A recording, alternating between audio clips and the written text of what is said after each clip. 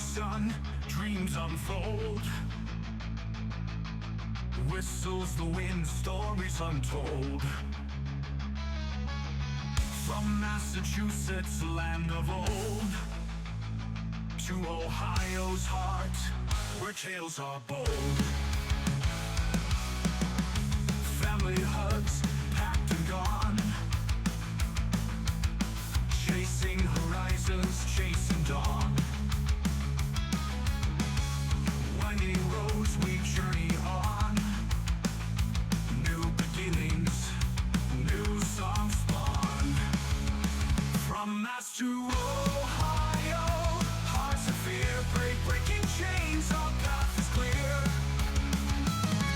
From Mass to Oleon, dreams take flight into the darkness, embrace the night.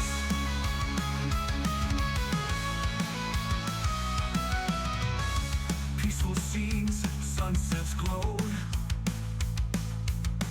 birds chirp aloud, rivers flowed.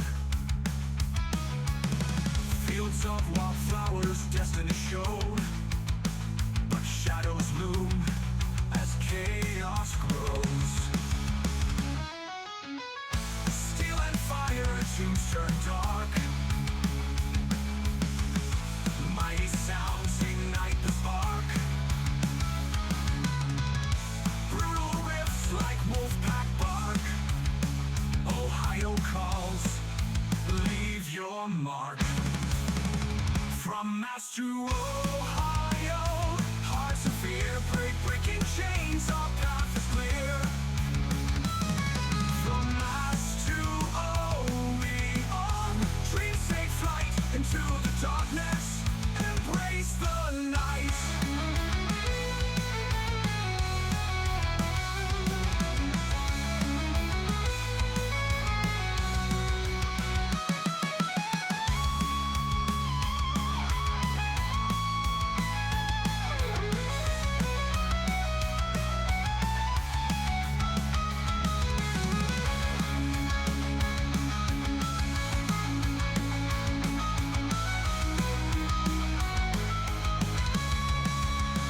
From Mass to Ohio, hearts in fear, breaking chains, our path is clear.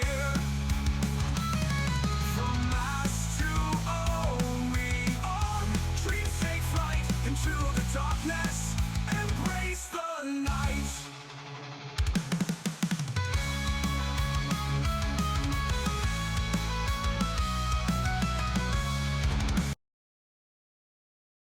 Oh man, oh man, oh man, oh man, oh man. Alex, we are so back, buddy. Are we? Apparently, that's what the kids are saying. Allegedly. Yeah, allegedly that's what the kids are saying. I have not asked kids to confirm because that'd be friggin' creepy. I'll ask Drew for back. She's Yep. verified. True. We do consider Drew a child because he looks 12. He is very much not 12, but he's 12.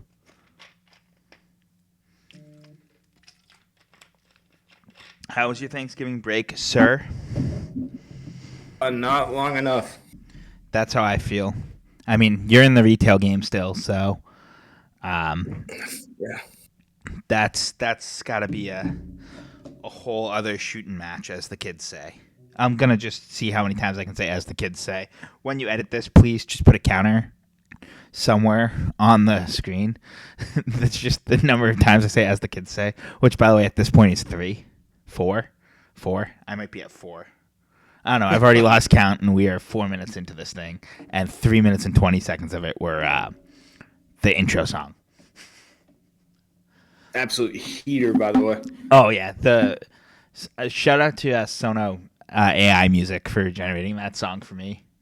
I do need to contact them and see what it's going to cost me to get the rights to that song because I want to own the rights to that song. That's how much I absolutely love it. And I like how I just made it one day. I sent it to you. I was like, this. And you're like, this is the theme to that podcast that we're going to start. And then we started that podcast we were going to start. And it's mostly just us ranting about life, liberty, and the pursuit of happiness.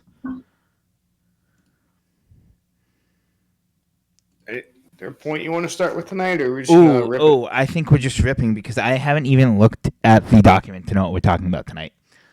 The document that I didn't send. Bingo, bango. That's Look, our first pods back from anything are just going to be improv pods. We don't even know what direction we're going in. Cardinal directions are obsolete on this podcast. I was gonna say we're going left. Which left? I don't know. Who's left? I don't know. Me or the viewer or listener? The other left, like Yeah. literal other left. What did I say I wanted to talk about? We were talking about it. Oh, I think we have to start with your fantastic logic in your text message last night, sir. Oh, that was this morning, but okay. Oh, no shit, was it? I hadn't slept yet, so I gotta find another. I gotta prepare for a different point that we're making, but that's fine. I figure you can There you make go. this point while you prepare for it. I by the way, 100% agree with you on your point as someone that doesn't participate in gyms anymore. I mean, it's just where you place yourself in various places in public spaces. I Take a pick on where, but so I will agree with you. I very much think, and actually, I'm gonna extend on your point that we haven't actually made the point, but that treadmills. I'm gonna just come out and say it. Treadmills are the urinals of the gym. yeah, yep. It's the quick and easy exercise. It's like me going to take a whiz. When I go to the bathroom, I try to hit a urinal because I'm just in and out, done, simple, no frills to it. No, but here's the thing, though. You're going the furthest in either direction away from the nearest person. I'm gonna actually disagree with you, especially if there's especially if you're the first one to make your choice. You go the furthest from the door. That's the first one you pick. The furthest away from the Yeah, door. and then And then the next Everyone person's else the closest to doubles the in. door, and then you just kind of space out. Always space out. You don't want to be next to someone. And then- That's weird. that's weird. Also, imagine like That's this is the weird. first time you find us, and you're like, they're talking about pissing in the gym. Sounds about right. It's pretty on brand. I mean, considering our line, you got to do what you got to do. When we had two offices and only one bathroom between 40 people. Oh yeah, that was rough. That was rough. I don't miss. We're not gonna. I don't miss those days. I don't miss that. No, I miss the people I worked with, both on the football. Honestly, even the football ops people. Like, just the equipment staff. I really just miss the equipment staff, and then the rest of the front office. They were good people, and I really liked it. And I mean, I think I honestly didn't have a problem with anyone we worked with the whole time that I was there. But there were just situations that kind of created themselves, and we I was gonna take say, sides. yeah, I'm gonna say, but at the end of the day, as I'm gonna quote my current boss on this one, sports, and actually one of my other managers as well, they both say it, and I agree with it. Sports, you're with your coworkers when you work in sports more than your own family, to the point that your coworkers are your family. Like, if something happens in my boss's life, like, he's gonna tell us about it because we're around him so much, it's gonna affect our working relationship. Like, we genuinely care how people's vacations are. Like, I've worked in non-sports fields, and like when I'd go on a vacation, people would go, "Oh, how your vacation? Oh, it's good." Like, whatever. But when you go and you work in sports, same thing. I was just home. I was just in Boston, last week, obviously for Thanksgiving with the family, and like, Did you get thanks? oh, I gave so many thanks. Mostly to the McDonald's worker that gave me my hamburger when I was a little less than sober on Friday night. But Did you get your 10 gallons of McRib sauce yet? ooh, no, I have not gotten any of the McRib sauce. I have not actually been to a McDonald's since the McRib sauce has become available. That's some. Only in America does that shit happen.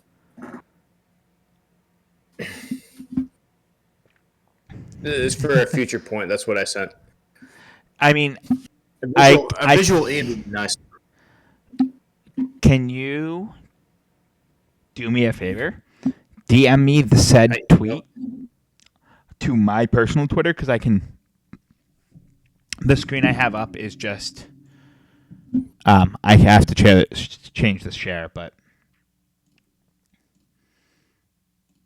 my personal Twitter is what's up. So actually, I can look up the guy. You sent me a tweet, so. Oh, I got it right. I literally have it right here. See, no other podcast does this. Well, because no other podcast is just two dudes like Improving, and then when they have an idea. Do you know when he tweeted that specifically? I literally just sent that exact tweet to you. To my Twitter. Yes, shared a post. To your Twitter. Cool. I'm gonna see if they have the full breakdown of this, but this one will actually prove my entire point. So what you're gonna get, I'll show you here. I'm gonna change this share right now. You'll obviously get it a little bit different than the. So that's how you're gonna see it. How they'll see the others will see it. I have to.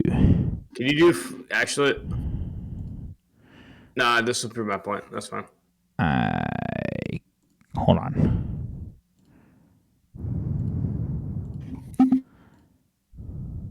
Again, our preparedness is just through the roof right now.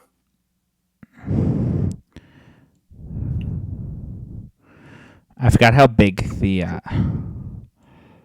image is. Stop it. So back to the main point here, right? Yeah, go ahead and make your point while I just I'm scaling stuff. Right. So again, you take the concept of empty row of bar stools, public seating, public whatever, treadmills, facilities, what have you. First person in that empty line, you set the tone for where everyone else is going, even if there's a whole. If you start the line, you set the everyone else is going, but it's one of those subconscious things that once one person starts, everyone else knows the flow. There's always the one guy, like the immediate. We'll deliver the flank card to that person later. They don't know what that is, but they're gonna get one. Right? Exactly. Flankable offenses. That's our claim to fame. Is flankable offenses.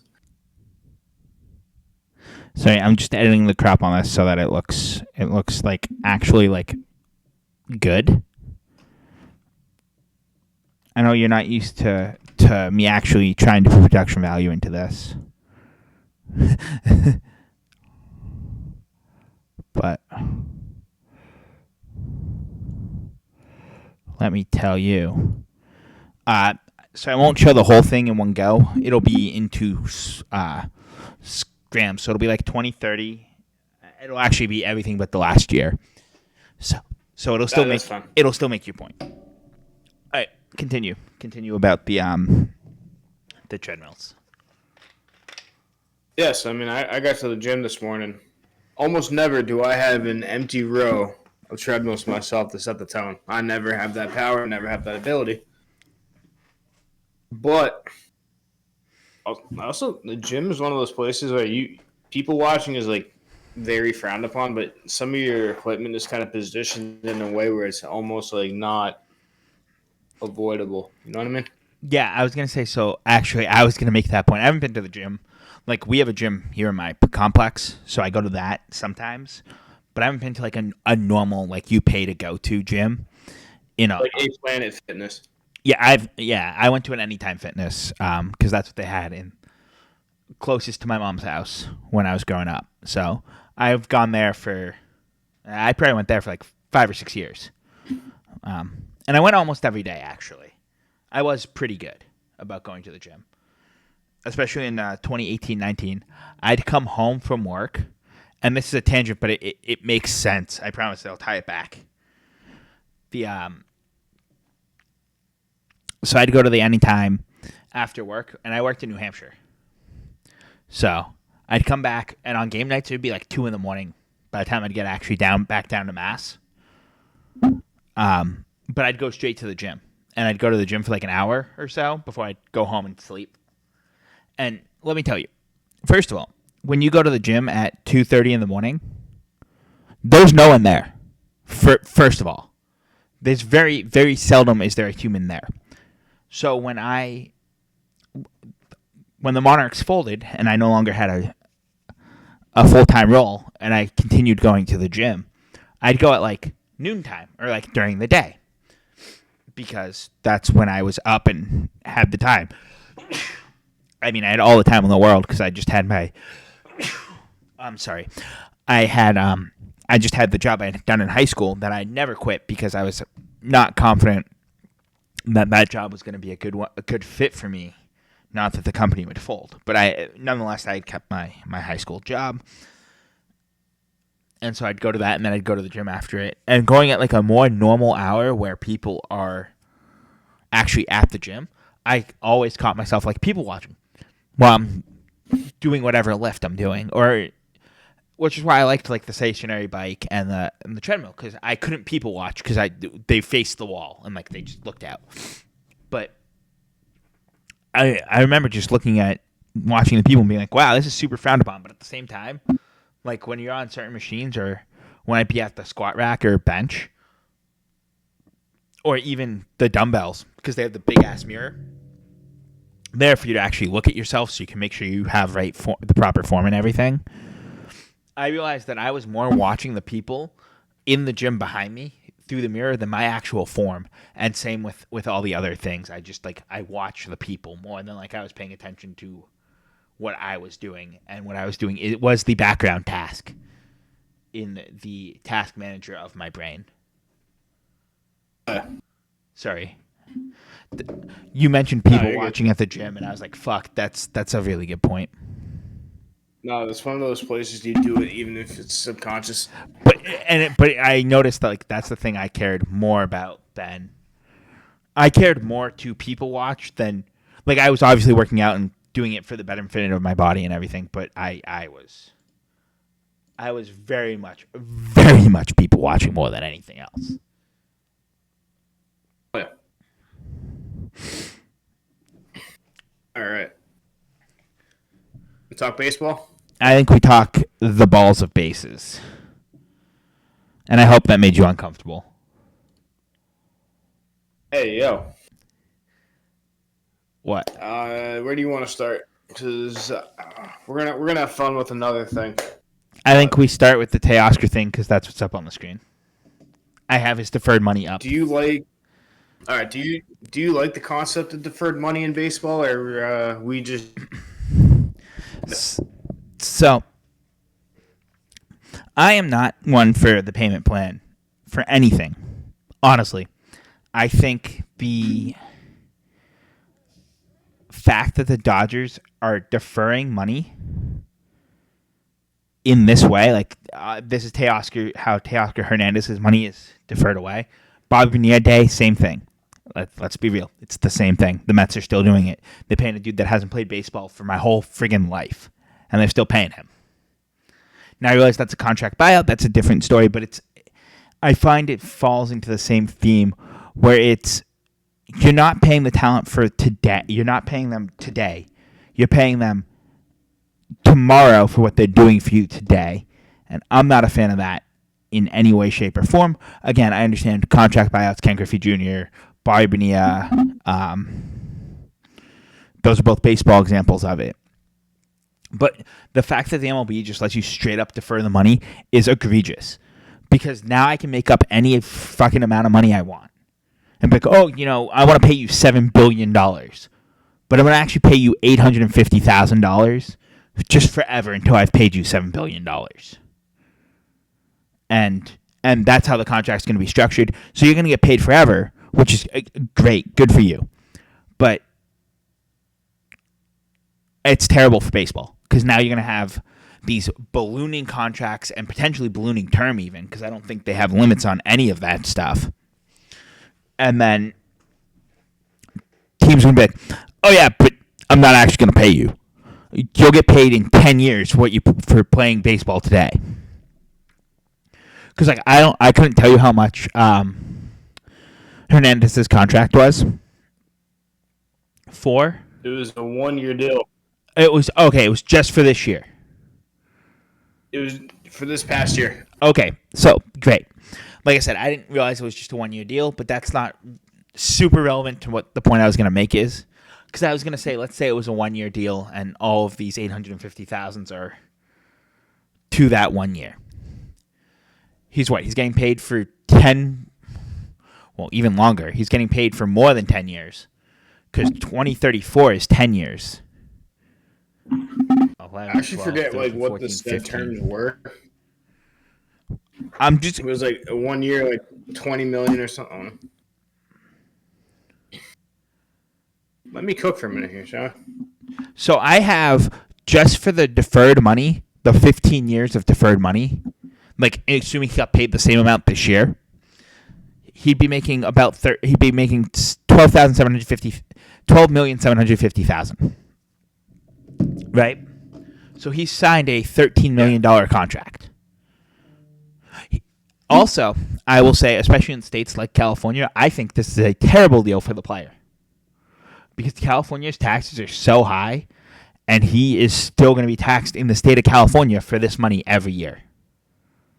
So let's. So it's a $23.5 million deal. Okay, so he got paid all but. Okay, so he got paid about half of it this year. He got paid 15 this year. This is the rest of it. Okay. Like I said, about half, because it's like almost 13 left. Right.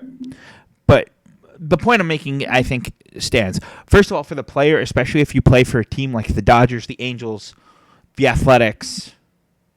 That's all the California teams, isn't it? We'll get to them in a minute. The Angels? Or the Athletics, who are the definitely not going to Vegas, by the way. I'll say that. I'll say that right here. They're staying in California. And I have a feeling they'll be back in Oakland in 3 years. Like, I'll be straight up with you on that one. But specifically playing for a California team, and I'm gonna, or even the Blue Jays. Actually, I'll put them in the same sort of area as the California teams, and then contrasting with like the Marlins or the Rays. Those are the only two MLB teams in Florida, aren't they? Miami and Tampa. Yeah. Yep. So I'm going to use those two as contrasts, right? This sort of deal, I think the player gets screwed on more when he plays for a California team, for a Canadian team. I realize there's a singular Canadian team now, but for all intents and purposes, in those high tax areas, because remember, he is going to be, like, for tax purposes, he's paid by the Dodgers. The Dodgers are based out of L.A., so he's got to pay all his L.A. taxes on that money. Because he's a player, he's being paid as a player to perform a task there, even though he's not performing a task in L.A., except for whatever team he signs with plays the Dodgers. If they play at the Dodgers. If they play at the A's, or the Angels, rather, and if they play at the A's, or the Giants. And same with the Blue Jays, right? If you have all this deferred money, you're still paying taxes there. Your taxes have to be a nightmare, first of all. And just all of the deferments are just terrible. I don't like deferred money. I think the player gets screwed in the long run by it, and I think in the short run, the MLB fan gets screwed because you're now playing with monopoly money to pay these people, and you can just, there's no salary caps in baseball or anything. There's no penalties for doing this, so teams that have a financial backing where they're like, yeah, we'll be that financially sound in 15 years can do this shit. And it's not good for baseball because it's going to create actual power teams like that are just all superstars. It's kind of like why I don't like the NBA, because the NBA is going the same way. Even though they have salary caps and everything, the superstars go, they play, and they play there, and then they just make a ton of money. And it's like, you can look at the NBA and you can say, well, it's probably going to be one of these 4 teams that's winning the whole thing this year, every single year. You can pick 4 random teams at the beginning of a year based on who the 4 best were. Out of the top 6 last year, 4 of them are going to be in the top 6 again next year. Like every year in the NBA. Barring something ridiculous. It doesn't incentivize developing or growing your talent. And I'm a Yankees fan. I will say this. The Yankees are also guilty of doing this a little bit, but they don't defer in the same ways. At least I haven't noticed them deferring to the same levels, at least, that the Dodgers do. Dodgers love to defer money. Oh, I know. They got $1 billion in deferments now. Exactly. Like, the MLB's got to tax you or fine you or something. Like, if they want to leave the deferments and they just want to ride with that, that's fine. I'm fine with them. You know what? Go for it. But make it cost you something to do this, and not just the tax burden, right? Make it actually cost you something. Have to pay some sort of fine. Have to take some sort of other random penalty. I would like to see you lose if you have more than $1 billion in deferments. I was going to say $1 million, but $1 million's nothing. Every team has $1 million in deferments. I would be willing to bet. Let's say you hit the $1 billion mark, which the Dodgers have. All right, if you have $1 billion in deferment, you lose your last draft pick every season that you're at that deferment level. So whenever the last round of the draft, you just lose that pick. Straight up. Go for it. You hit $2 billion. The final 2 rounds of the draft. No pick for you. Barring if you trade it. So, like, let's say I'm the Dodgers, I have $1 billion in deferment. I know I'm going to get penalized for it. So I trade you for some random minor leaguer. I trade you my final round's draft pick because I have to forfeit it anyway. Right? I think if they want to trade that for a random ass minor leaguer, sure, that's showing development. That's kind of what the sports are looking for. Let's be real. You want to actually have development. If you're trading for a random minor leaguer and that draft pick's there, you don't forfeit that pick anymore because that'd be trading a dead asset. That wouldn't be fair.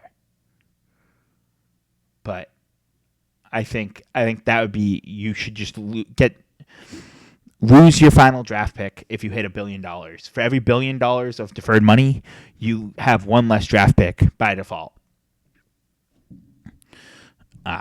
All the way through.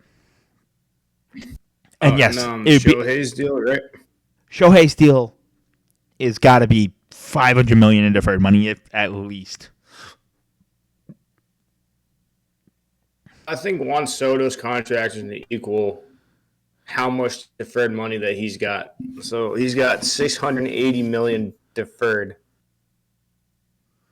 That's 97% of the contract. Yeah, like, again, but there has he to be did that when he said so that this could happen. Mm-hmm.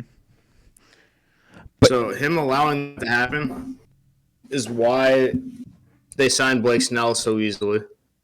It's probably why another big name doesn't end up there probably in the next 2 weeks. No, I agree. That's why winter meetings start. I agree. That's why I think they need to say, "Hey, this deferment thing's actually a problem. It's bad for baseball." And it's good for it's good and bad for the players, but I think you set thresholds, and you know what? You can set them arbitrarily high at $1 billion, because if you have $1 billion in deferred money, and also deferred and bought out contracts, because then it'll actually probably encompass more teams if you have deferred and bought out contracts. The Dodgers also will go up on the bought out contracts, but that's neither here nor there. I think if you have, I think you got to do it. You got to have a luxury tax on it, kind of like the luxury tax threshold. That's what I was thinking. Like, hey, set Right. it at $1 billion of deferred and bought out contracts, and you have to add bought out contracts because at the same time that's dead. That's dead money to the game, right? Like, you paid for that. You're paying for that in a different way. But if you have those two things and you say, hey, you hit $1 billion, $1 billion is a lot of money. All right, for every billion you have, you lose your final draft pick, not your final rounds draft pick. That could be very different. Because like if I'm trading with the Rays, they probably have like $6 in deferred payments, maybe $7. They might be up to $7 whole dollars in deferred money. $750. Okay, you know what would be nice? We'll say $775. It's a drop. So They don't seem to defer payments or buy out contracts.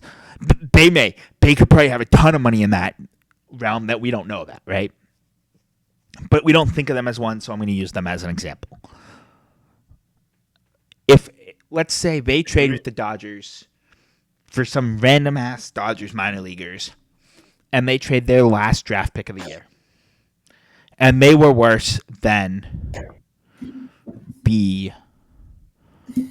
they were the worst team in the MLB, which there were many years where the Rays were the worst team in the MLB. So this is also where I'm going with this. The Dodgers draft pick would be the Dodgers' last draft pick would be after that because of the way the draft works. So the Dodgers, their $1 billion deferred, would lose their final pick, and the Rays. But if it was flip flopped, and let's say the Rays were really good. Yeah, the Dodgers would lose the Rays draft pick, rather, if the Rays were really bad. The Rays were really good and the Dodgers were really bad, which is not going to happen because they can just pay monopoly money to anyone they want. And people will take the monopoly money. But let's say there's a world where the Dodgers stink. And so the Dodgers would lose their draft pick and then actually benefit from that traded draft pick that they, in theory, had to actually give an asset for. So I think that would reduce. I don't think it would kill deferred payments, but I think it would reduce deferred and buyouts because there's now something actually carrying weight to what we're doing. Because if you're still at $1 billion, so like obviously Teoscar till 2039, he's at an 850,000 threshold.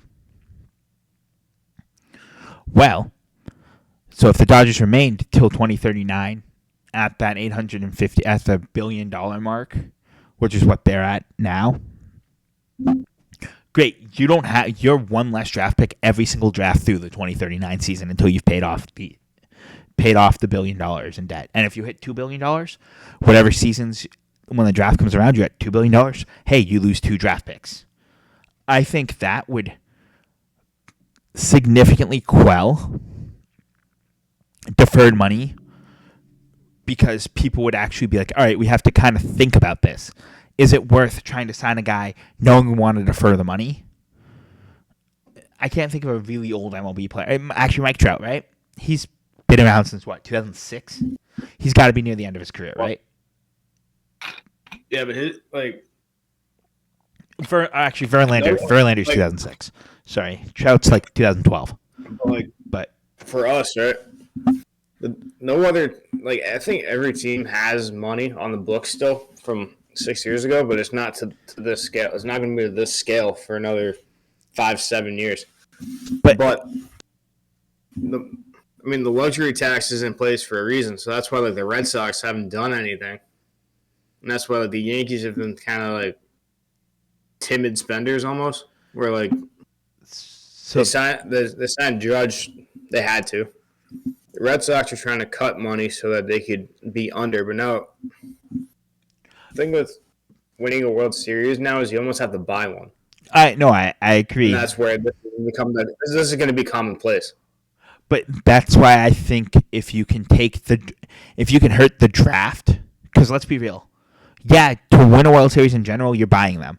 The Dodgers have bought all 3. However many the Dodgers have, they bought in recent time.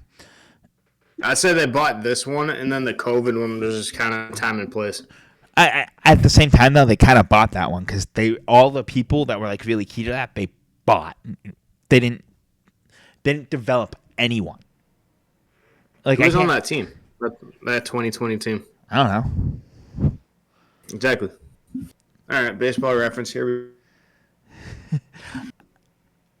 I don't know who was on the 2020 Dodgers. I don't know who was in the 2024 Dodgers, and I watched the World Series.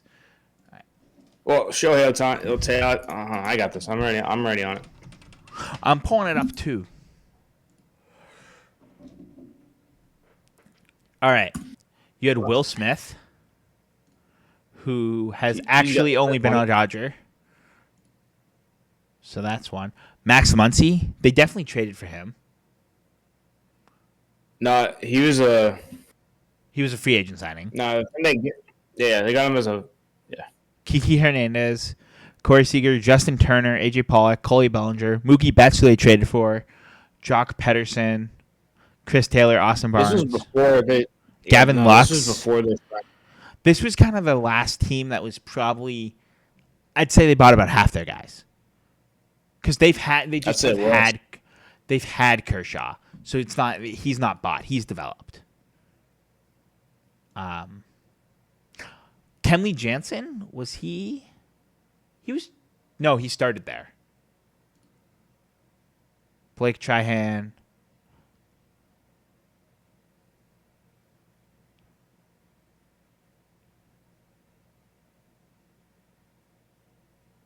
Oh, his computer crashed.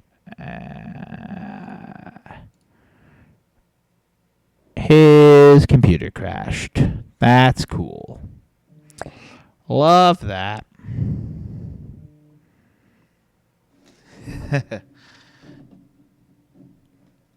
Let's see. Was it a Windows update?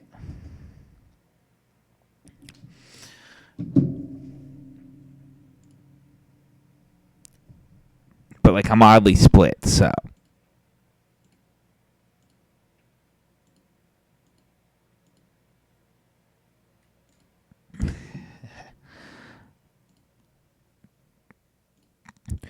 But yeah, like I'm just gonna keep rambling, and hopefully he'll join again soon, because that'd be kind of funny. But like a lot of these guys were just, and they were there. They existed. They very much existed.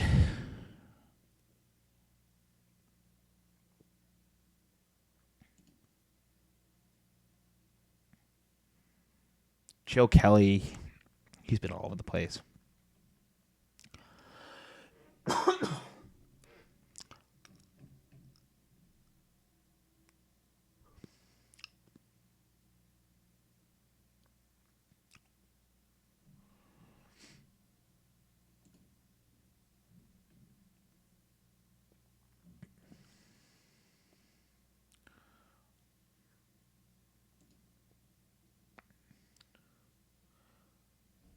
Oh yeah, I forgot he was a Red that year.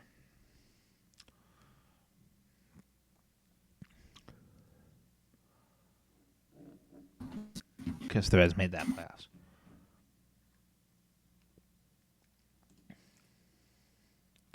But I will agree with you, Alex. I know you might not be able to hear me, but we're going to pretend you can. And they definitely started buying people, like just looking at the teams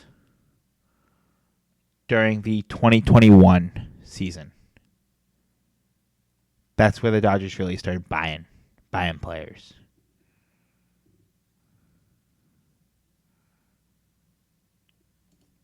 Because like that 2020 team was like, they bought a few guys, but I don't think they had gone as hard into it as they went. I mean, this year they full sent it this year.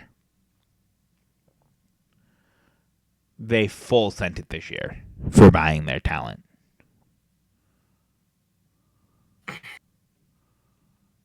Which is fine. Like that's the way baseball wants to go. But It's fine. Because the Yankees are a team. I'm a Yankees fan. I'm not gonna lie to you. They also buy players. Honestly, kinda. Not to the scale that it is now, but like for when it was They bought that ring for the most part. So I'm gonna slightly disagree with you. I have to pull up the roster again. I'm gonna slightly disagree with you because I think a lot of those pieces had been bought or actually developed. I mean, A-Rod, they had to re-up him, I think. A-Rod was re-signed, but they had brought him in a few years prior. So you had Posada, who was a lifetime Yankee. Teixeira they bought that offseason. Yes, Teixeira is that offseason. I always forget that he's that offseason. Cano had been a lifetime Yankee to that point.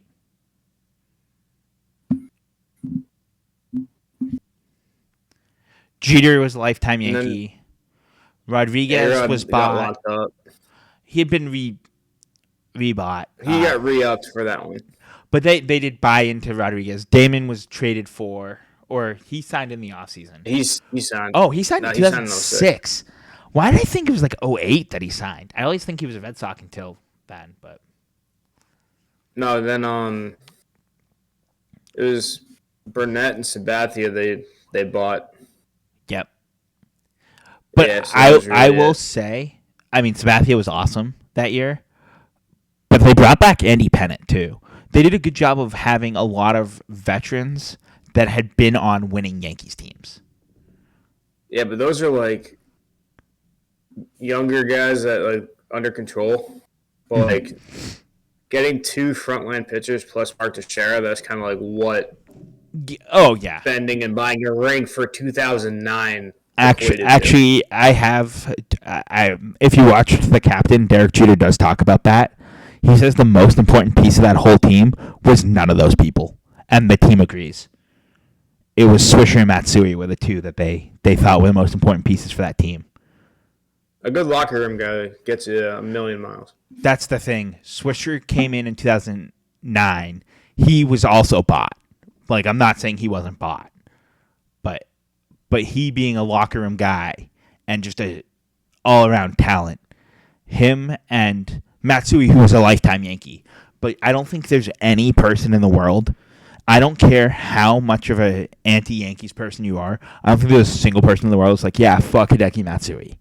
Like, I really don't think there's a single person in the world that thinks that. There's probably one person. There's definitely one person that thinks that, but I think that's that's a pretty universal. He's one of the most universally liked players ever, in my opinion. I actually can't think of an MLB player that any person I've asked about, they're like, no, he's like they can't think of another dude that's better. Or more of a just well-liked guy. I mean, Jeter probably gets a lot of the same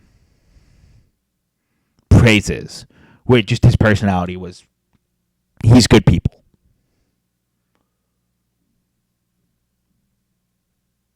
I could be wrong, but that's my opinion of those two guys on that team. They're just generally good people that people generally like.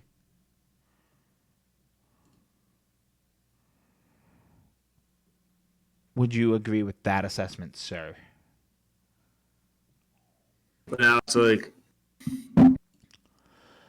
whoever signs Soto and then tries to spend more to that contract, whatever it's going to look like,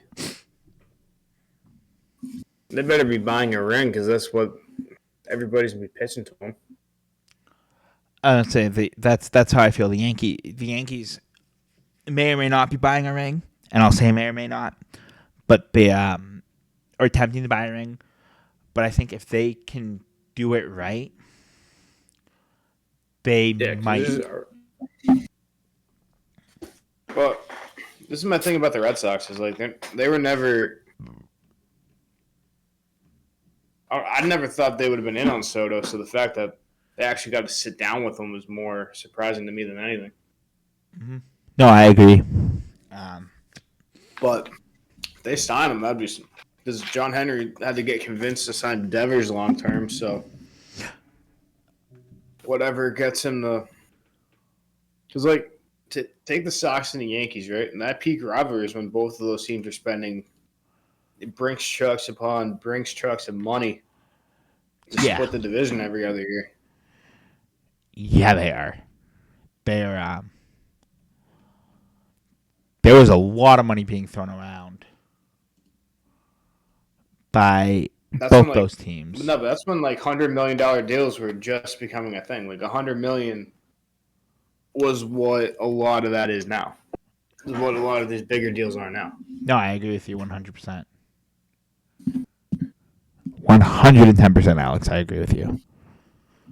But here's the thing, like, again, let's look back at peak Red Sox Yankees, right? And I will say I think the Red Sox Yankees rivalry actually peaked right around when we were kids. Probably 2000 to 2009 was the biggest era of that rivalry. I think it started to fall off after the Red Sox won the 07 World Series.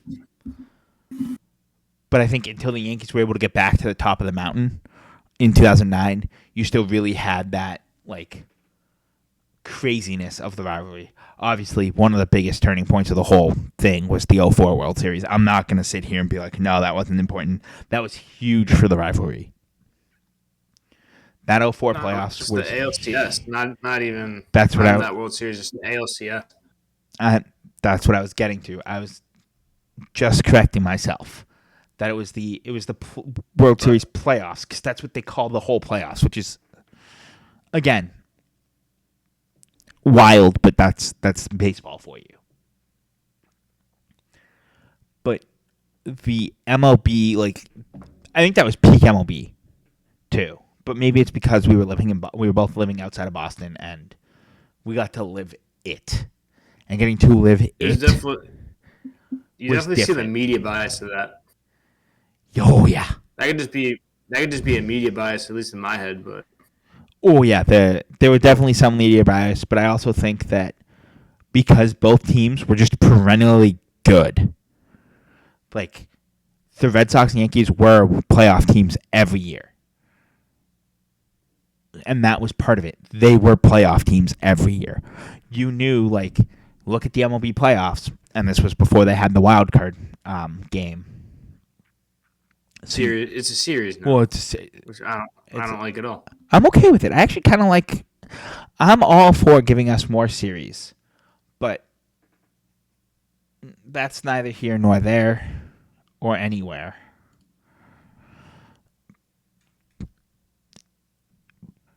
But what my point remaining is, at the time you knew the Yankees and Red Sox were going to win the AL East. Like at the beginning of the year,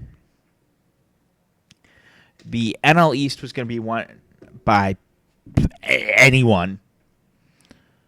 The Phillies. Anyone that played baseball was I going to think win that division. the Phillies and the Mets were the good ones at the time. The Marlins at the beginning, but the Marlins will win a World Series and then sell their whole team, and they've done it twice. The Central was Cleveland, or the AL Central. You had kind of Cleveland and the Tigers, except for 2005, where the White Sox came out of virtually nowhere. I will still say that I still defend that to this day. The White Sox came out of that 2005 White Sox team was the most unexpected team to win a World Series in my lifetime. I can die on that hill at this point. Granted, I was like 9 at the time because I was born in 96. So you have the Yankees powerhouse into the 04 Red Sox into the White Sox. Because even like those Diamondbacks and Marlins teams that won World Series, I think like you could look at them and you're like, oh no, this team could win a World Series. I don't think I've ever heard anyone say like, you know who I think is going to win the World Series this year? Ever in my lifetime, I've never heard them be like, oh, the Chicago White Sox, like they're my pick. Like the White Sox, they're going to get it done this year. Never in my lifetime have I heard that. So I think I was very shocked. Again, I was a young child when they did win the World Series, but I think they were the most out there team to win a World Series in our lifetimes. Did you ever see what so they signed the Austin Slater? Mm-hmm. Apparently, he was told that he was their top target in free agency. That's a 1-year deal. That's wild. No, I've never heard that before come from a team. Now, how much do they just tell people that to try to get them to sign? I mean, I think that's believable coming from the White Sox, though. I think the White Sox might surprise us next year. And you know what? I'll say it right now, Alex. The White Sox are winning the World Series next year. They're actually doing the worst at first. Go ahead and place that future, and I will. see you on the mountain. I will tonight or tomorrow, whenever I deposit money, I will put a bet in for the White Sox to win the World Series. I will screenshot it and I will send it to you. Send it to the group chat. I will send it to the group chat. I'll send it to the Fantasy Football League. That's how confident I am. Have fun. I'm willing Xavier game though. I'll be willing to take the roasting of that as a result, but I really do believe the White Sox have the chance to, because baseball is still baseball. I think they could go worst to first, and I think it'd be fantastic if they did, especially with the amount of deferment and everything we've been talking about from the big player, the big money teams. How great it would be for like a Chicago White Sox to win the World Series. By the way, if it's White Sox Reds in the World Series, I'm 100% betting on the Reds because they are 100% in World Series that they've played the White Sox in. And it's okay now because gambling's fine in baseball. They've already said that. I may be wrong actually, but I'm pretty sure the White Sox have never beaten the Reds in all of the one matchup that's happened. I'm confirming that they've only matched up once in the World Series, though. Dude, I'm just locked in on the Xavier game now. So I can tell. Oh.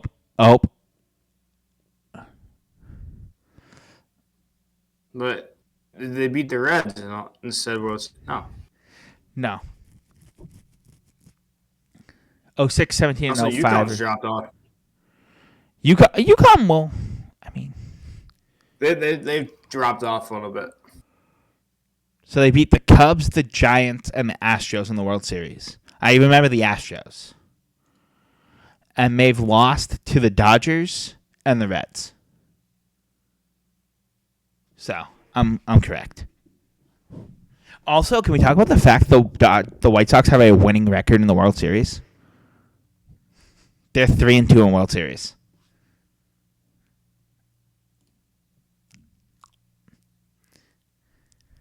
I mean, could you also just defer that to you could also just set that through a set number of World Series participated in? They've participated in 5, so it's not a small amount. I think participating. No, but pick another team. What's your bar for that though? I think a winning. I think if you have a winning record in championship series, being the actual top of the mountain championship, that's impressive. That's incredibly impressive. I'm gonna give the White Sox so much credit for that because let's look at my New York Yankees. I was gonna say the Red Sox next, but we can do that. Let's look at my Yankees. They're everyone's favorite team. We all know that. How did I get to that page? What is it? White Sox, and then click the team and then World Series. So we'll pull the Yankees, we'll pull the Red Sox, and pull another team that's perennially good. Let's go with the Braves then. Are the Braves actually perennially good, or are we really using some? Nah, I mean they got the '90s too, so you gotta think about that. That's the Yankees report card. I don't give a crap about that.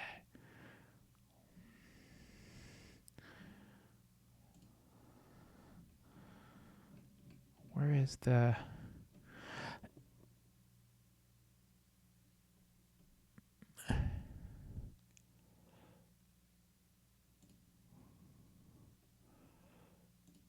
So the Yankees are 27-14 in World Series, which is also very impressive. But in their last 5, because that's one of the stats it gives, they're only 2-3. So,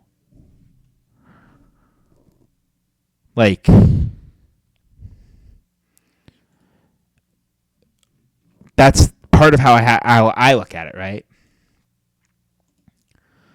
The Red Sox are 9-4 in World Series. Their last 5 are 4-1, which is fantastic. By the way, the loss is 1986 to the Mets. I was going to pick the Mets, by the way, for my perennially good team because I think the Mets are sneaky good. Oh, the Braves have been in 10 World Series, and they're 4-6. And again, same as the Yankees, 2-3 in their last 5.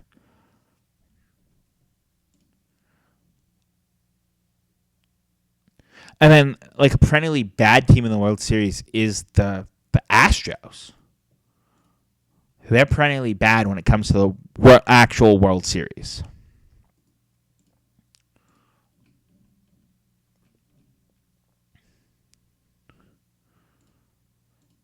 Because they've been in 5. They're 2-3. They're just on the opposite side of the White Sox. But again, I think if you're winning more than you're losing in World Series, that's saying a lot about your team. And the Mets have been in 5 World Series, and they're also 2-3. So being a 3-2 team is pretty impressive. I really thought the Mets have been in more than just 5 World Series. Yeah, we might as well look at the Reds now. The Reds have, 4 World Series championships, right? You live next door. You work next door. You might as well know the answer, right? It's 5. With a big old asterisk. So they're 5-4. Again, they've won more than they've lost, but I forgot Oakland was good at baseball at one point. I really forgot. The San Severino today. What? You see that? The San Severino to their biggest contract ever. What was it? $7? 67. 67 million? 3 for 67. Yeah. The Athletics are 9-5 in World Series, with 1990 and 88 being the only 2 of their last 5 they've lost. Damn. That's wild. Well, to be fair, they've only won 72, 73, 74 in Oakland. Oh, and 89 as well. By the way, they sweep World Series. Like, they're very good at baseball. But I think if you're winning more than you're losing, when you get to the top of the mountain, that last game, like I said, I think that's the biggest thing. That's where the actual skill comes in. I think you get a little bit of luck prior to that. I think baseball season, you have to be good, but you don't have to be great to be a playoff team. And you have to be better. Where if you're hot at the right time. Exactly. That's why I'm saying you have to be good, not great, to make the playoffs. It's all timing. So like you could suck throughout the regular season, or the first 2/3. Yeah, just about. If you can tread water to late August, and then the whole month of September, you position yourself to a point where you're in that final playoff spot, but you're the team that runs the table. You become the team that runs the table. Like, that's the unpredictability of baseball. Yeah, and I think that's the beauty of baseball. And as we said when we started this point about the whole deferment of contracts, I think that's why I'm very against it, because I think it kind of eats the beauty of baseball away. At the end of the day, it eats that beauty away. Buying your ring isn't always the best thing either. The next year, the Dodgers should be the Dodgers we know them as, and they could just totally shit themselves next year. Here's the thing. That's my favorite part about the fact that the Dodgers are trying to buy, because since 2020, they really have been just trying to buy their way to the championship. And I know we're talking 4 years, and they have, 2 World Series in that 4-year span? But, I think if you're buying the talent, that's great. Whatever. I'm not going to say you can't go ahead and buy talent. Go ahead. Buy all the talent you want. I'm very actually pro big contracts for guys. I'm not pro the deferment, like I said. I think there needs to be a penalty for deferment, especially when you get to the point where you're deferring $1 billion, right? Like, if you have $1 billion deferred, you could definitely have figured out how to not defer $1 billion. And again, I'll include buyouts in that $1 billion, right? Because at the end of the day, a buyout is just another version of a deferred contract. You're paying them now on a set payment plan to get around paying them the full term of their contract. I realize that buyouts typically mean you're paying them. Well, actually, no, because Bonilla definitely wouldn't still be paid by the Mets. They use a deferment when they buy out the contract. So that actually makes my point stronger, actually, somehow. But like I said, $1 billion, start losing draft picks at $1 billion in deferred money / bought out money. And I think you're going to see a lot less buyouts. I think you'd see contracts getting a lot more conservative for as far as like how the team is structuring them. Because if I'm going to have a potential penalty, just like how the luxury tax, the Red Sox are not spending like they used to, the Yankees aren't spending like they used to, I think a lot of the deferment is coming from the luxury tax too. But again, neither here nor there on that one. Hit $1 billion, lose a draft pick. It's just one of those things where it's like part of it is just the economics of the game now, and that's kind of where it's going. Is that they're making more money so that every team can have the choice to sign those contracts. So I'm going to use the term "have a choice" because some of those teams won't do it, even if they get the money to do it. Oh, I agree with you 1 billion %.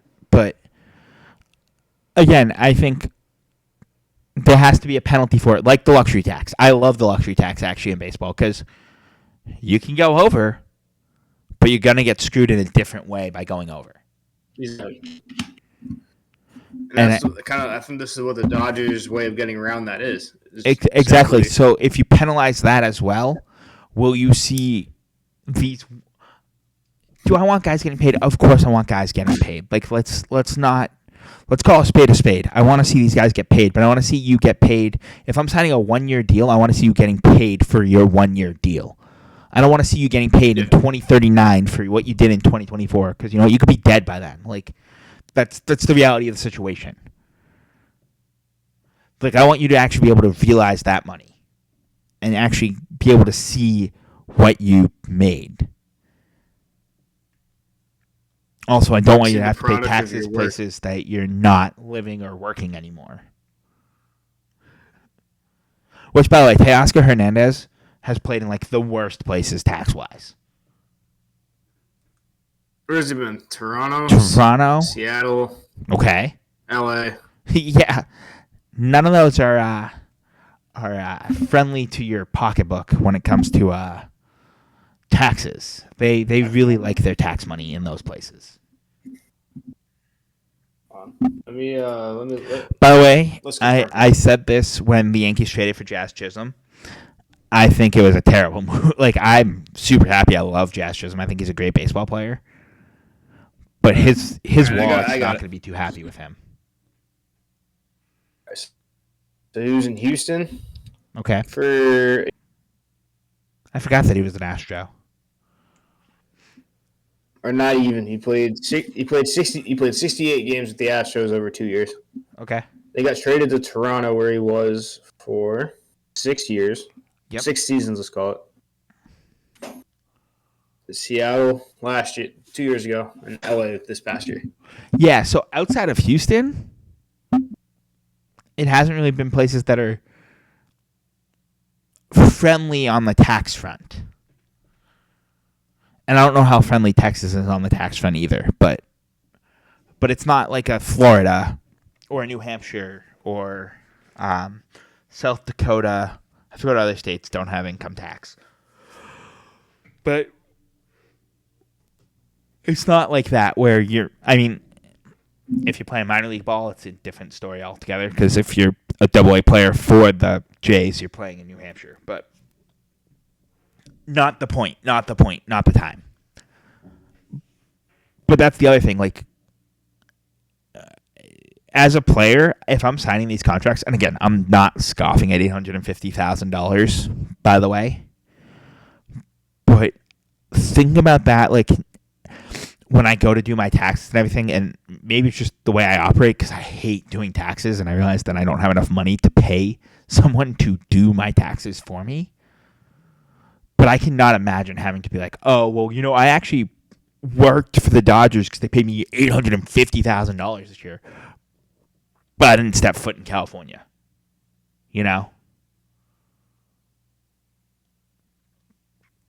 So, I think that'll suck in the long run. And I don't think players think about that very much. And again, let's say 50% of it gets taxed. I don't actually know how much goes between federal and California and LA taxes, but I'm going to just say 50% because that makes math really easy. He's still pocketing $425,000 each year out of that money. That is a good chunk of change. And like a comfortable chunk of change at that, but that kind of stinks that like you could, as you get that, and it's for something you did 15 years ago. You're getting paid for that because of something you did 15 years ago. Yeah, royalties are cool, but how much of that is not worth the headache and the buying of a ring? I'm really against. That's why like hockey's always been my favorite sport. I think it's a very luck-based way to get to your championship, and a lot of teams, because of the hard cap, because of the really very firm cap, both ceiling and floor, the NHL is just much tighter top to bottom any given year. Again, also part of it is just the way the sport of hockey works. Because like I'm pretty sure the NBA also has very hard caps and floors. But again, as I said a few minutes ago, their caps, the NBA cap is always just going to go up. True. It's been on an upward trajectory for a decade. So I mean, the NHL cap goes up every year too, but the NHL also has contract limits now too. You can only sign a guy for up to 8 years. You can't sign beyond 8 years. So like, I'm pretty sure they call it. Is that called the Kovalchuk rule or? Yeah, it's the Kovalchuk. He's the. I don't think it's officially the Kovalchuk rule, like in real name, but it's the Kovalchuk rule because the Thrashers signed him to like a 15-year, $2 million deal. I thought it was the Devils. You're right, it was the Devils. But I could be. They had just acquired him from the Thrashers. I know my hockey. And then but Kovalchuk played the rest of his career on that contract and just got it traded around. And the no move clause was like non-existent either. So, at least in that deal. But it's regardless, because they now have tightened it up though, like I look at the NHL and I'm like, dude, the Florida Panthers could be the team this year. Last year they actually were the team. Can I just have you react to that meme I just sent you really quick? Why do I have a feeling it's going to make me angry? No.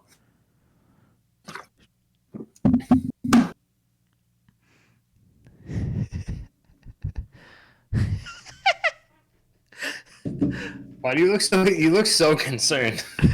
That's awesome. That's terrible. That's awesome.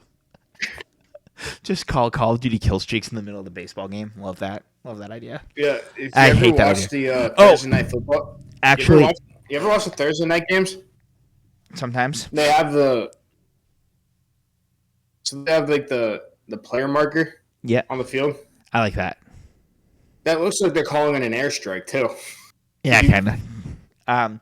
But speaking of, did you see Manfred? Other MLB floated the idea of the golden batter.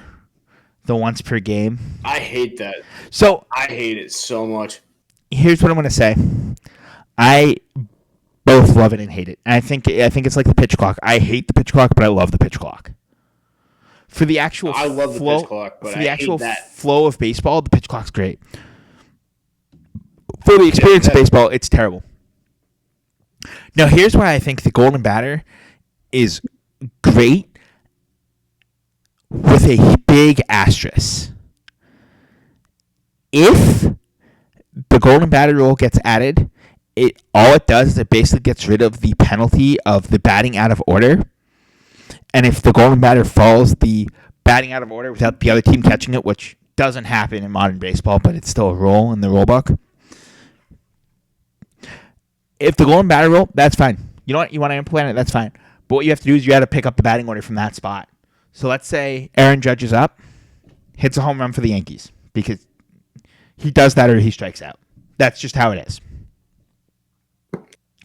Technically, under the golden batter rule, once per game, they can have Aaron Judge bat literally again.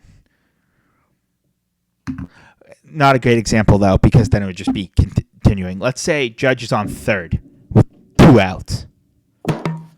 I'm using Aaron Judge because I'm a Yankees fan. He's one of my favorite players right now.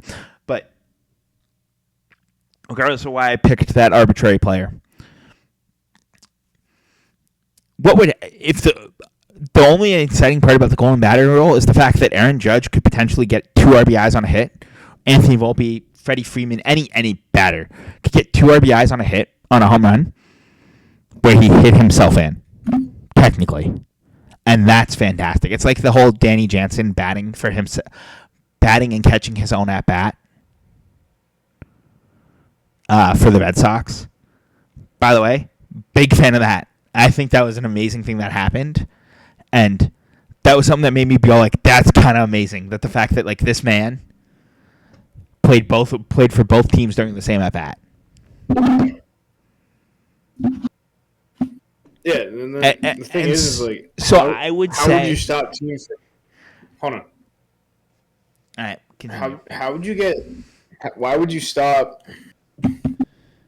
Like, the only thing that doesn't make sense to me is like, theoretically, you could have Ohtani and Judge hit twice in the same inning.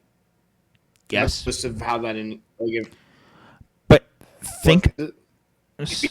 Did they say could it be any batter, or is it a predetermined batter? It's like, any batter once per game. Basically, all the rule would do is it takes the rule of batting out of order, which, by the way, is an out and like ends the inning straight up. I believe. I forget the actual penalty for batting out of order if you're caught, but let's just say, basically, it allows you to manipulate the batting out of order rule once per game, but as long as it follows the other part of the batting out of order rule where you have to pick up the order from where the batting team set it. So, yeah, you may choose to bat Ohtani twice in the same inning, right? Or Judge, or Betts, or Devers, or, I don't know, Freeman. Anyone that can just hit a baseball really well. The Royals could do it with Jonathan India. But let's say you have a guy that's in a slump that you have hitting right behind that guy because just in general he's slotting in the lineup. When you use your golden batter, great, he may do well. Next guy up could just, if he's a guy in a slump, he now has to bat again in that same inning too. So I think you could have, I could see both sides of the coin on it, right? Like, I can have Judge bat twice. Judge can strike out twice. Like, straight up. That's part of baseball, right? Your really good player could have a bad at-bat. And how tired is he because of the results of what's happened in that inning? Does that second at-bat in an inning potential help or hurt? I think it could go either way. I think the golden batter rule wouldn't actually be as bad for baseball as we're kind of projecting it to be. Just because we're thinking about it in like if I'm playing MLB The Show, right? I think it would be more of a problem in the video game MLB The Show than it would be in real baseball. No, but my thing is like in this pretense, how could you? One of the questions I heard getting asked about it was, let's say Shohei Ohtani hits a home run. Uh-huh. and then he steps in, and they use the rule on him again, so he can bat again after that home run. So he hits immediately after he just taken that bat. Mm-hmm. What stopped the team from doing that? In theory, Well, I say nothing, but here's the thing. I think obviously they'll have to announce, hey, we're enacting the golden batter. Otani's going to be up again, right? Let's say you have yeah. Otani bats left. So let's say you have a random right-hander that's up on the hill, right? You didn't sub him out because of XYZ reason. It's coming down near the end of the game. You had a lefty in the bullpen. Hey, we're enacting the golden batter. Great, that lefty's coming in now.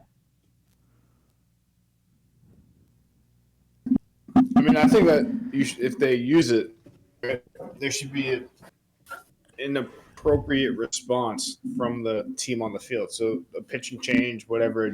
I think almost I think 100% of the time, There's unless going to be a pitching change 99% of the time. exactly, and is that necessarily a bad thing? Because you kind of icing the batter by doing that. By the way, Yeah, and I feel like and that that's the actually thing, is if you let, that would you're hurt. letting, I was gonna say, so let's say you're getting Shohei Ohtani up again. You can't allow the team to make that pitching change because it's an action that could potentially equal out what just happened the at bat before. yeah, exactly. But that's the thing. I think you're announcing, hey, we're enacting the golden batter. So Ohtani goes to step in. Great. Pitching change. The only time it's not going to happen is if the pitcher's throwing less than three batters at that point. That's the only time you're not going to get a pitching change. And here's the thing. It's only once per game, too.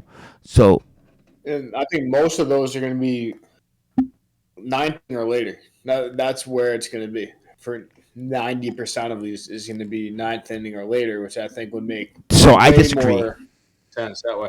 I disagree. I think most of them will be used in the 6th or 7th inning. Because they'll be trying So, to. let me amend it. Back third of regulation plus potential extras. Yep, but I think you actually will see more in the 6th and 7th than in the 8th or 9th. Now, I think home teams will try to save it for the 8th or 9th because of just the way baseball is as a sport. I think your away teams will try to use it in the 4th, 5th, or 6th because they're going to try to use it to get ahead, right? Because here's the thing. If I use my golden batter, we'll go back to your Ohtani example, right? Hits a home run. Great. We're going to golden bat and have him bat again. Hits another home run. Great. He went 2 for 2 in that inning. 2 home runs. Fantastic. If I'm at home, that was probably the 7th, 8th, or 9th inning, and we were trying to tie it up or just walk it off and end it, right? Yeah. If I'm on the road, it could be a day where it could be the 4th inning, and we're trying to put the screws to you because we're trying to get that starter out of the game. yeah. Also, you could use your golden batter to subsequently keep a guy from hitting, assuming that it continues the batting order from where it was. Let's say you have your 7th hole hitter starting an inning, right? Like the 7th inning, your 7-hole hitter starting. The matchup just hasn't been good. We're going to golden batter our 9th hitter. You just skipped your 7th and 8th. Now you just shifted the batting order. That's how I think how I would like to see it implemented. I don't think it will be implemented that way, but I think that's how I would like to see it implemented. If it gets implemented, that teams use it to shift who a pitcher's facing. So he's expecting to face players X, Y, and Z. He's actually going to face players Z, Q, and W. Right? I think that the idea of using the golden batter in that sense would be great for the game of baseball. Because it would add the excitement. It would change up the game just a little bit. Yeah, would I be pissed if I was the 7th or 8th batter who were getting skipped over? A little bit. But knowing that any given night you could be used to just platoon out. And it would keep people from getting. It also could potentially keep players from getting substituted as pinch hitters or pinch runners. Well, pinch hitters. You'd probably have less pinch hitting situations because you'd be able to replace one of your pinch hitting situations with a cold player with just another dude in the lineup. And so you're not necessarily sacrificing fielding ability. Again, I think that's how away teams will use it more. I think your home teams will use it to attempt to create walk-off situations, which would get boring pretty quick. But I don't think it'd be as hard and fast. Like, oh, we're just gonna use it in the 8th inning. We're just gonna use it in the 9th inning. I also could see them tweaking it. Like, I still think they should add about 5 seconds on the pitch clock. I think it should be 20 and 35 instead of whatever it is now. I think it's 15 and 30. Right? Even then, I think if you test it in the All-Star game or something, you test it in a game where there's test it in AAA. ramifications. I want to see them test it AA, AAA. Do the same thing they did with the pitch clock. Test it in the minor leagues. Get some good, solid data from how is it affecting these minor league games. Because I think it also is good for those managers because they're now going to be able to step up when the MLB kind of needs to call a new face, new name. Hey, this guy used his golden batter in this way. We just added it to our league. Let's give that guy a shot at management, right? Let him be the MLB manager for a bit.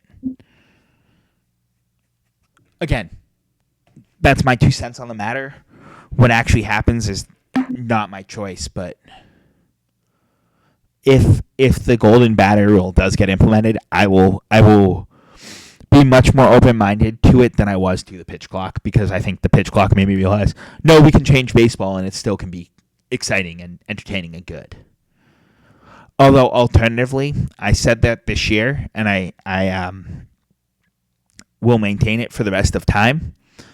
I think during the 7 games of the World Series, and just the World Series, there should be no more pitch clock, and if they implement golden batter, no golden batter. Play baseball how it used to be like 3 years ago.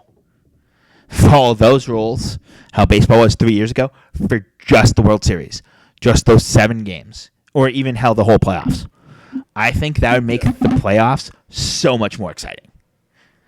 Because you'd get a lot of that weird gamesmanship back that you've lost to the pitch clock. Just opening a book. Just trying to find my mark. There we go. That's my opinion, though. And I think that's a good opinion to I think that's slam the book on the week. I agree. We will be back next Thursday evening. Yes, we will. I think looking forward, because this is how we like to end the pod, we'll definitely have the next 2 weeks. Next week, we might even plan the next 2 weeks, so it won't just be us riffing. And hopefully Alex's computer doesn't just, shut off in the middle of it. Yeah. But 2 weeks, you gone for the holidays, maybe. Yeah, we'll definitely take the holiday off, and then we'll pick it back up on the new year. And I think we have some thoughts. I think this was some of our better when we really got into the baseball rules thing. I think that was some of the more good conversation we've had in a while about things and how we feel about them. Again, both having a little bit of different inside baseball knowledge in the realm of professional sports. Anything else you want to add this evening, sir? I'm good, bro. Alrighty. Well, I want to thank you all for coming out and joining us for whatever amount of time you were here for. And we will be back next Thursday night, 7 p.m. Eastern. And I don't know, whatever. Not Pacific. Yeah, whatever time it is Pacific. 4 p.m. Pacific? Yeah, 4 p.m. Pacific. Look at that. I know my time zones. Brain. All right. Have a great night, buddy. Until we gerrymander the state of Ohio.